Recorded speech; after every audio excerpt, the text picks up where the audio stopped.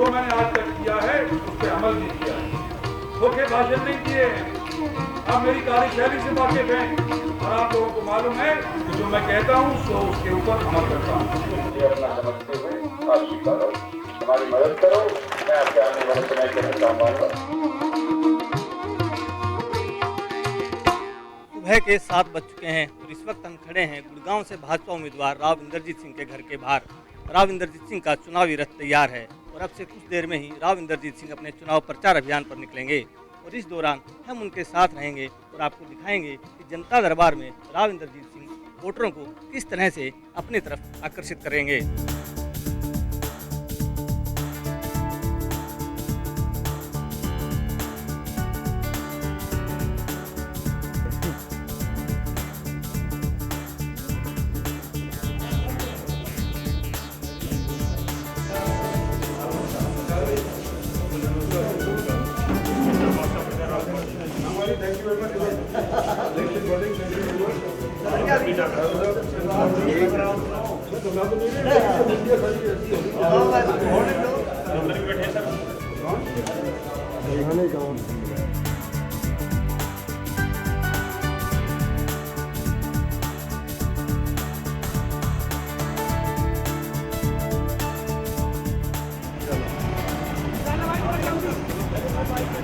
ये गाड़ी नहीं चल रही है,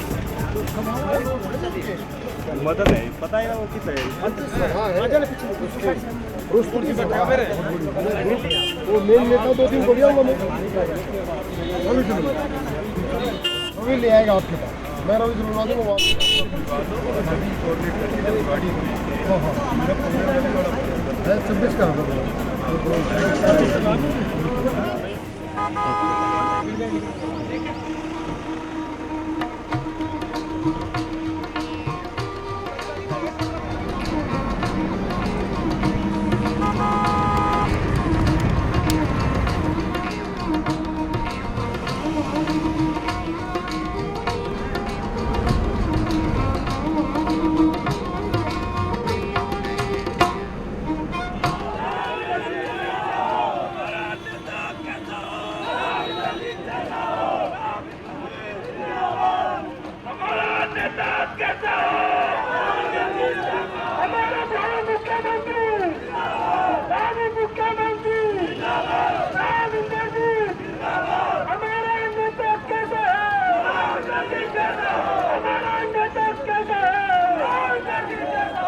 आने वाले समय के अंदर सत्तासीन विवाद के लोगों के सहयोग से यहाँ के एमएलए बनवाने के उपरांत हरियाणा के अंदर भी बीजेपी का झंडा लहराना चाहता है।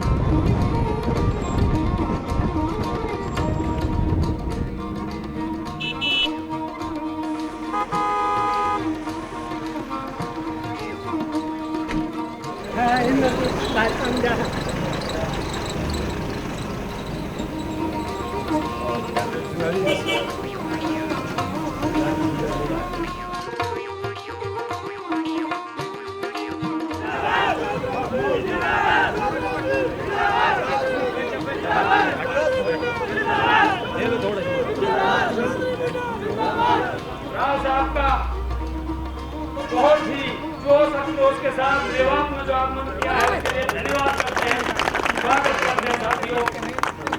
और पहलवान अपनी तरफ से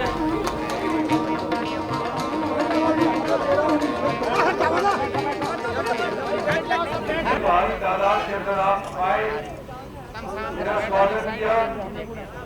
मैं आपका करना चाहता हूँ और चेयरमैन को कहना चाहता हूँ कि आपने अपने यहाँ पर जो करवाई व्यवस्था आगे भी इसको कायम रखना।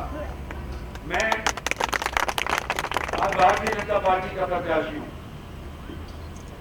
लेकिन आदमी तो वही हूँ, कोई फर्क मेरे अंदर नहीं आया। और कांग्रेस पार्टी को क्यों छोड़ना पड़ा कि हमारे इलाके के साथ बार बार गुमान करे, कहें कि ये तुम्हारे साथ गुमान हो रही है, इंसाफ करो, ना करें तो हमारा चारा क्या था। और विकल्प आज के दिन देश के अंदर है क्या?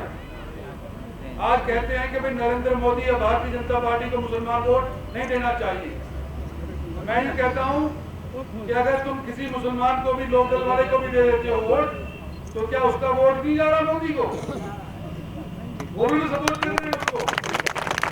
और जब मैं तुम्हारा डायरेक्ट आदमी हूं, जब तुम्हारे दुख तकलीफ के अंदर जो वायदे किए थे उसके ऊपर पूरा उतरा हूं, तो आज डायरेक्ट मेरे साथ नाता जोड़ने में क्या दिक्कत है?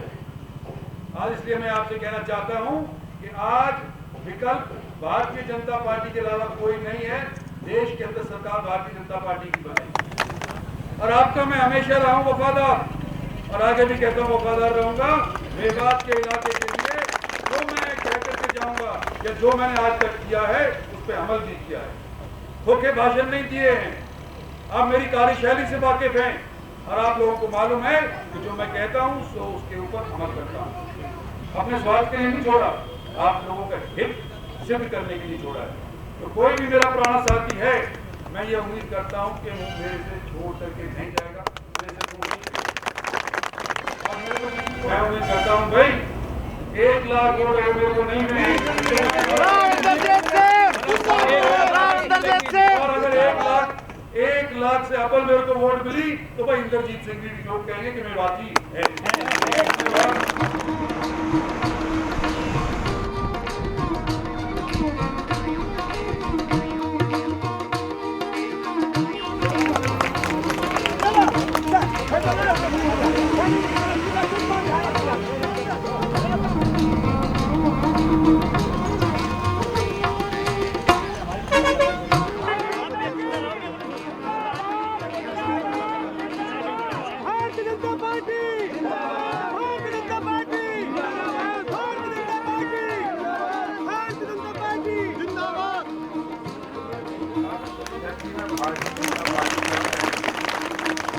उम्मीद से ज्यादा हो और इसलिए अगर लेट हो गए और आगे के लिए भी लेट हो रहे हैं तो जनसंपर्क जो हमारे साथ जुड़ रहा है उसकी वजह से लेट हो रहे हैं। उम्मीद करता हूं कि इलेक्शन के दौर में आप हमें क्षमा करें। आप जानते हैं ताकि उधर किसको वोट देगा, अगर उसकी भी वोट वहीं जा रही है जहाँ मेरी जाएगी तो उससे मेरे से करो ना संपर्क। ऐसे क्यों काम पकड़ते हो?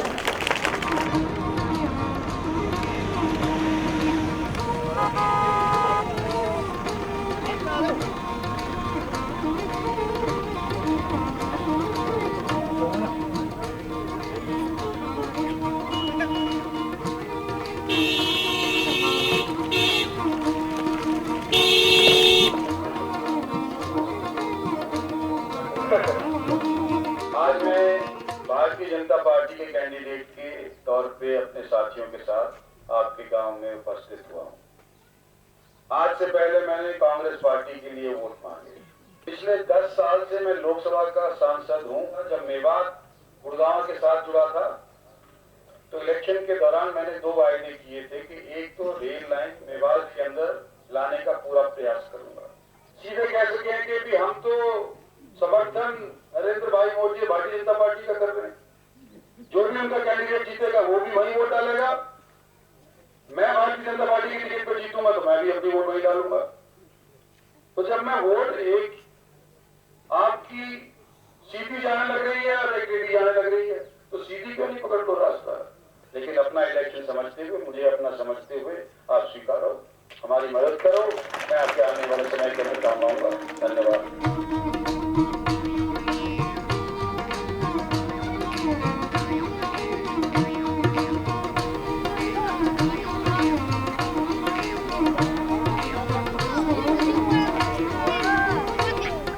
चांद की तारीफ सितारों से पूछो और बादलों की तारीफ बरसातों से पूछो। अगर विकास पुरुष नरेंद्र मोदी की तारीफ पूछनी है तो गुजरात में रह रहे मुसलमानों से पूछो। तो आज मुसलमानों को यह अहम करना होगा, यह अहम और एक सोच बदलनी होगी कि भाई राव इंद्रजीत सिंह जी, मैं इतना बड़ा आदमी नहीं लेकिन इन्होंने अपने गले लगाया है और अपने बेटे सम्मान मुझे आज इस मंच पर और आप लोगों के बीच लाने का जो कोशिश किए, और मैं खुद स्वयं इनका आभारी हूँ। और मैं तमाम मुसलमानों को ये बताना चाहता हूँ, बल्कि हिंदुस्तान के मुसलमानों को ये कहना चाहता हूँ कि भारतीय जनता पार्टी कभी भी मुसलमान का विरोध नहीं करती है। ये राजनीतिक पार्टी जो है वो सिर्फ उसको बदनाम करने की कोशिश कर रही है, भारतीय जनता पार्टी को। आप तमाम मुसलमान भाइयों जो भी यहाँ पे हैं और जहाँ तक भी मेरी आवाज पहुँच रही है, वो सभी लोग भारतीय जनता पार्टी के उम्मीदवार भाई राव इंद्रजीत सिंह जी को अपना बहुमूल्य वोट दे। न ये सोचे कि कल वो कहाँ थे, सिर्फ नाम बदला है, चेहरा नहीं बदला, करनी बदली है, शक्ति नहीं बदली। और आप लोगों को चाहिए कि इनकी जो करनी है, जो ताकत है, उनका इस्तेमाल करें। और इनको ताकत जब ही मिलेगा जब अपना बहुमूल्य वोट आप इनको देंगे।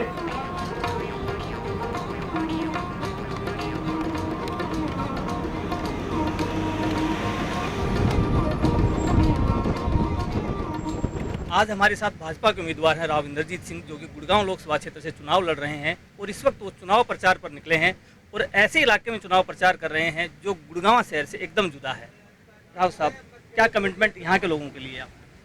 देखिए, मेवात हमारे हरियाणा का सबसे पिछड़ा हुआ क्षेत्र है। आमतौर के ऊपर यहाँ के लोगों को ये रहती है कि हमारे साथ वायदे किए जाते हैं और फिर वो पूरे नहीं किए जाते। यहाँ के बच्चों को नौकरियाँ नहीं मिलती, यहाँ पे पानी नहीं मिलता, यहाँ पे इंफ्रास्ट्रक्चर की कमी है, यहाँ पे एजुकेशन की कमी है। तो ये सब मसले इस क्षेत्र के लिए हैं। कुछ मसले ऐसे हैं जिसके ऊपर हमने पिछले दिनों के अंदर अमल करने का कोशिश करी है। जैसे कि यहाँ मेवात में रेलवे लाइन नहीं थी, पैसेंजर रेलवे लाइन, उसका वायदा पिछले चुनाव में मैंने किया था। इस बार सरकार की तरफ से ये ऐलान हो गया है कि सोशली डिज़ायरेबल प्रोजेक्ट्स के अंदर मेवात को भी टेकअप किया जाए और पार्लियामेंट में अनाउंसमेंट हो गई थी कि मेवात को हम रेल से जोड़ेंगे। इसके अलावा पानी की भी किल्लत है, उसकी समस्या है। तो ये समस्याओं को हल करवाने के लिए हम वचनबद्ध हैं और भारतीय जनता पार्टी की अगर सरकार बनती है तो केंद्र से पैसा तजवीज़ करके इन चीज़ों को अमली जामा पहनाया जाएगा। राव साहब, आप जो है पहले कांग्रेस की राजनीति करते रहे थे और कहीं ना कहीं आपको जो जातिगत समीकरण थे वो आपके फेवर में काफ़ी कुछ था। मुसलमानों को कांग्रेस का वोटर माना जाता रहा है पहले भी। तो अब की बार आपको क्या लगता है कि आपको इस इलाके से कितनी उम्मीदें हैं? देखिए, जितना इस बात की चर्चा होती है वो असलियत उस तौर पे नहीं है। कांग्रेस के नाते मैं कैंडिडेट तो था, लेकिन कुल मिलाकर के मुझे 48,500 वोट करीब मिले तीनों हलकों के अंदर, और उसमें हिंदू भी थे। तो जब कांग्रेस के टाइम के ऊपर मुझे 48,000 वोट मिले, इस टाइम तो मैं ये उम्मीद करता हूँ कि मैं भारतीय जनता पार्टी के अंदर जब आ गया हूँ तो हिंदू और जुड़ेंगे और जो मेरे पुराने मुसलमान साथी थे वो मेरे से नहीं टूटेंगे। तो मैं सोचता हूँ कि 1 लाख पर करीब वोट मेरे को भारतीय जनता पार्टी के प्रत्याशी होने के नाते मेवात क्षेत्र से इस बार मिलेंगे। कमज़ोरी नहीं होगी, ताकत और ज़्यादा बढ़ेगी। कांग्रेस के लोग कहते हैं कि भाजपा जो भ्रष्टाचार के आरोप लगाती है वो गलत हैं। जो कांग्रेस में जो लोग थे वो हमें छोड़कर वो लोग गए हैं जो खुद भ्रष्ट थे। इस पर आप क्या कहेंगे?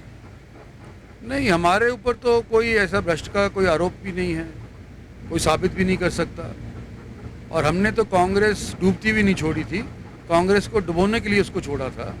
और इसलिए छोड़ा था कि कांग्रेस चाहे वो केंद्र के अंदर हो और चाहे वो प्रदेश के अंदर हो, दोनों जगह के ऊपर प्राइवेट लिमिटेड कंपनी बन करके रह गई है।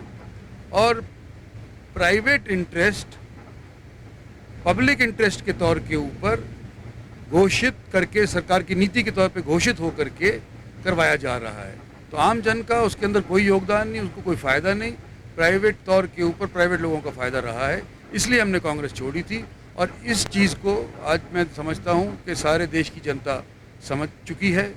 कांग्रेस को आज के दिन देश का कोई भी व्यक्ति दोबारा से सत्तासीन नहीं करना चाहता, सिर्फ उनको छोड़ करके जिन्होंने मुनाफाखोरी के तौर के ऊपर कांग्रेस को अपनी साख जमाई है।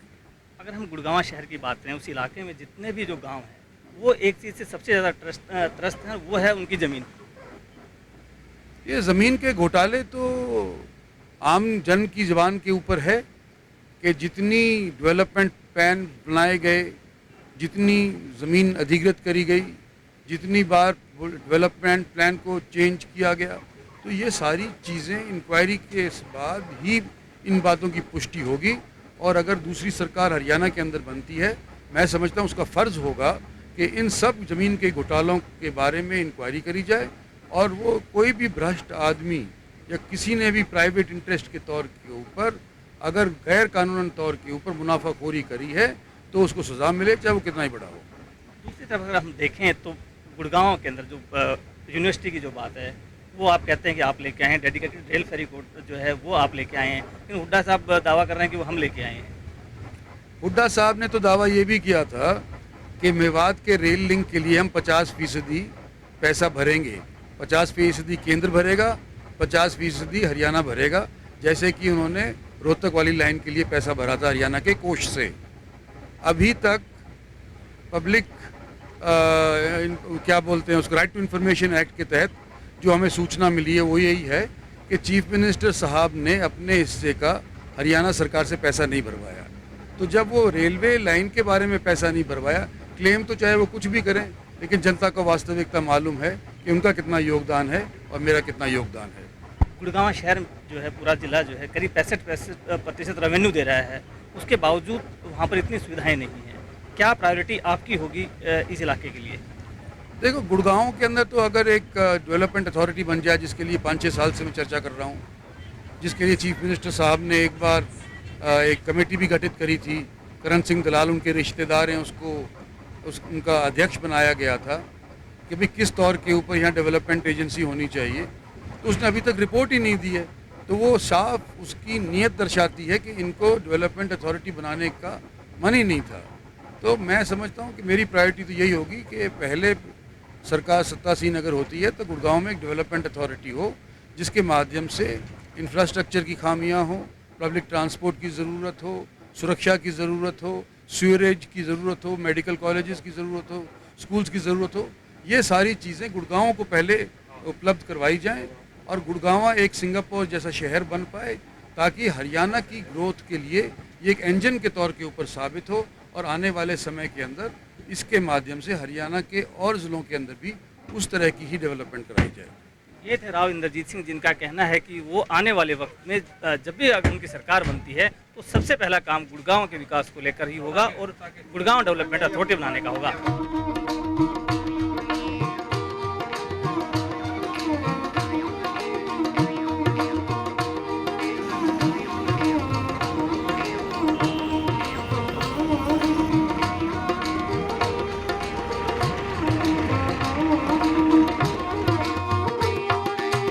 दोपहर का 1 बज चुका है और इस वक्त हम खड़े हैं मेवात के नूह इलाके में, जहां राव इंद्रजीत सिंह अपना चुनाव प्रचार कर रहे हैं। ये गुड़गांव लोकसभा क्षेत्र का एक ऐसा हिस्सा है जो हरियाणा के सबसे पिछड़े हुए इलाकों में गिना जाता है। एक तरफ तो गुड़गांव पूरे प्रदेश को 65% राजस्व देता है, बावजूद इसके इस इलाके की तस्वीर नहीं बदली।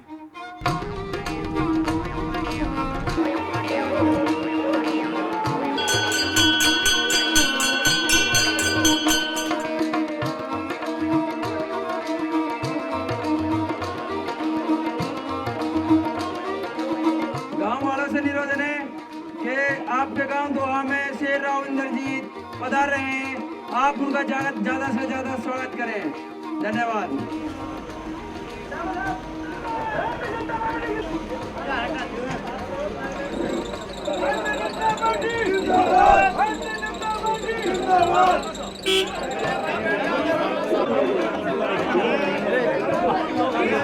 हट के बैठता हूँ। के लिए तो पैगंबर चुने गए, आपको मजबूत करने के लिए सांसद राव इंद्रजीत साहब को हर तबके और अलग बिरादरी से है आदमी है। कैसे 3 साल लड़ाई लड़ो 3 साल से आदमी की पहचान करो कि आदमी एक नंबर शेर है और ऐसा नंबर शेर है। हम एजुकेशन में भी पीछे रहे, हमारे यहाँ के स्कूलों में टीचर तक की पूर्ति नहीं आनी, सोनिया गांधी, हम मीरा कुमार जी और यहाँ तक कि हम सीएम साहब से भी लगातार मुलाकात कर चुके हैं। सरपंच बनने के बाद हमने कोई ऐसा घर नहीं छोड़ा जिसके दरवाजे को नहीं खटखटाया हो। ये दलित वर्ग ईमानदारी के साथ में आपके साथ में है और कोई और कसर नहीं रहेगी। हम किसी के बने हुए नहीं है। काम नहीं है। हमारी वोट आजाद है, वो वोट आपके लिए आजाद है, सिर्फ आपके लिए आजाद है, किसी और के लिए आजाद नहीं होगी। हमारा गांव-गांव में प्रदर्शन चल रहा है, हम अपने लोगों को समझा रहे हैं कि आप हवा देखिए, आप अपना माहौल देखिए, कहाँ कैसी आवाज चल रही है। हम यहाँ पे आपको यकीन के साथ ये कह रहे हैं कि हमारा जो दलित वर्ग है ईमानदारी के साथ आपके साथ रहेगा। आपसे ये अपील करूंगा कि हमारे गाँव का दर्जा कम से कम इतना दिला दे, हमारे लिए भी एक लड़ाई लड़ दे कि हमारे गाँव का जो कच्चे में है, जो आज तक भी हमारा नाम नहीं लिया जाता, आप इसके लिए भी थोड़ा सा प्रयास कर देना ताकि हमारे गाँव का विकास हो सके, हमारे समाज का विकास हो सके। और अंत में आपको ये विश्वास दिलाना चाहता हूँ कि दोहा गांव तो यहाँ पे पूरा है, उसके साथ साथ में हमारे फिरोजपुर ब्लॉक क्या हम डिस्ट्रिक्ट लेवल तक भी ये पूरा प्रयास है हमारा कि हम दलित वर्ग को आपके साथ जोड़ेंगे, के साथ जोड़ेंगे, ईमानदारी के साथ जोड़ेंगे।